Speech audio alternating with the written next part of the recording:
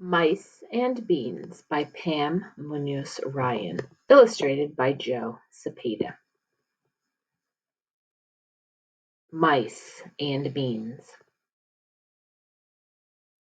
Rosa Maria lived in a tiny house with a tiny yard, but she had a big heart, a big family, and more than anything, she loved to cook big meals for them. In 1 week, her youngest grandchild, little Catalina, would be 7 years old, and the whole family would squeeze into her casita for the party. Rosa Maria didn't mind because she believed what her mother had always said: when there's room in the heart, there's room in the house, except for a mouse.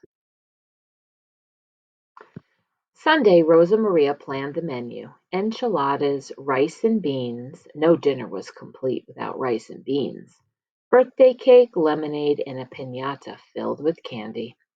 She ordered the birthday present, something little Catalina had wanted for a long time. Satisfied with the plans, she wiped down the table so she wouldn't get mice and took out a mouse trap just in case. She was sure she had set one the night before, but now she couldn't find it. Maybe she'd forgotten. When it was set and ready to snap, she turned off the light and went to bed. Monday, Rosa Maria did the laundry. She washed and ironed her largest tablecloth and the 24 napkins that matched. But when she finished, she only counted 23. No importa, she said. It doesn't matter. So what if someone has a napkin that doesn't match? The important thing is that we're all together. After dinner, she swept the floor and checked the mousetrap. But it was missing. Didn't I set one last night, she wondered.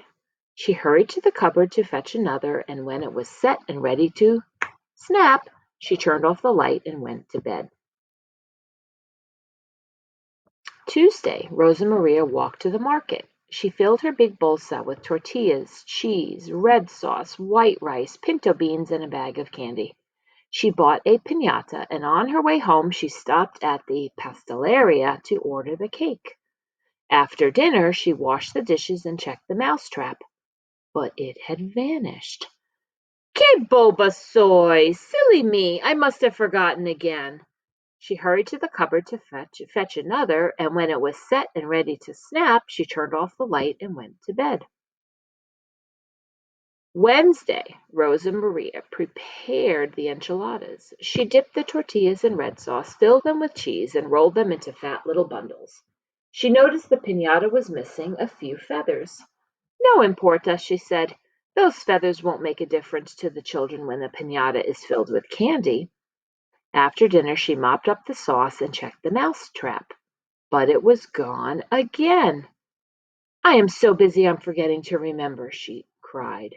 She hurried to the cupboard to fetch another, and when it was set and ready to snap, she turned off the light and went to bed.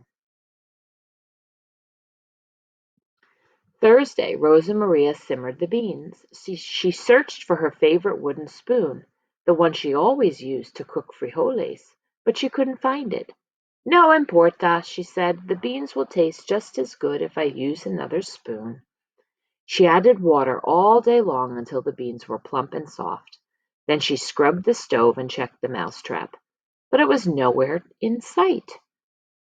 Cielos, she said. Heavens, where is my mind? She hurried to the cupboard to fetch another, and when it was set and ready to snap, she turned off the light and went to bed. Friday, Rosa Maria picked up the cake and 7 candles, but she hadn't been able to find her big bolsa before she left. No importa, she said. I'll carry the cake in one hand and the candles in another. Tomorrow was the big day. Rosa Maria knew she mustn't forget anything, so she carefully went over the list one last time. After dinner, she wrapped the cake and checked the mousetrap. She couldn't believe her eyes. No mousetrap. Thank goodness I've got plenty. She hurried to the cupboard to fetch another, and when it was set and ready to snap, she turned off the light and went to bed. Saturday, Rosa Maria cooked the rice. As the workers assembled little Catalina's present, she set the table and squeezed the juiciest lemons from her tree. "Let's see," she said, feeling very proud. "Enchiladas, rice and beans." No dinner was complete without rice and beans. "Birthday cake and lemonade. I know I have forgotten something, but what? The candles!" But she only counted 6. "No importa," she said.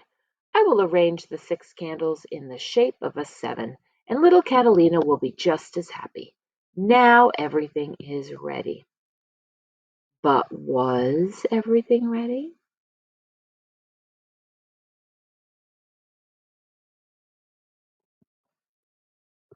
Take a look at what they're doing, those little mice. That afternoon, Rosa Maria's family filled her tiny casita. They ate the enchiladas and the rice and beans, they drank the fresh squeezed lemonade, and they devoured the cake. Little Catalina loved her present, a swing set, and after every cousin had a turn, they chanted, "La piñata! La piñata!" They ran to the walnut tree and threw a rope over a high branch. Whack! Whack! Little Catalina swung the piñata stick. "Wait!" cried Rosa Maria, as she remembered what she'd forgotten. But it was too late. Crack! The piñata separated, and the children scrambled to collect the candy. How could that be? Rosa Maria puzzled. I must have filled it without even realizing.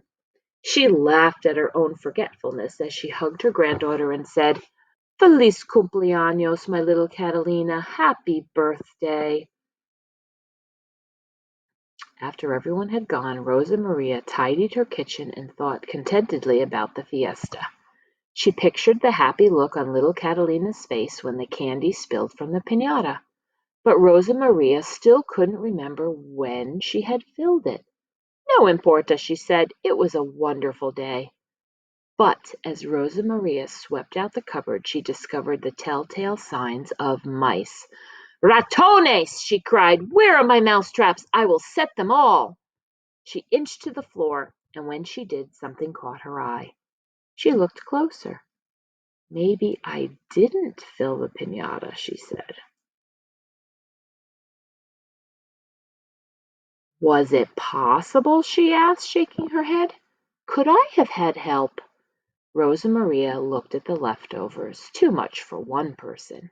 And what was it her mother had always said? "When there's room in the heart, there's room in the house, even for a mouse." "Fiate! Imagine that!" she said. "I remembered the words wrong all these years. Besides, how many could there be? 2? 4? No importa," she said. "It doesn't matter if a few helpful mice live here too." And she turned off the light and went to bed. And never set another mousetrap again. The end.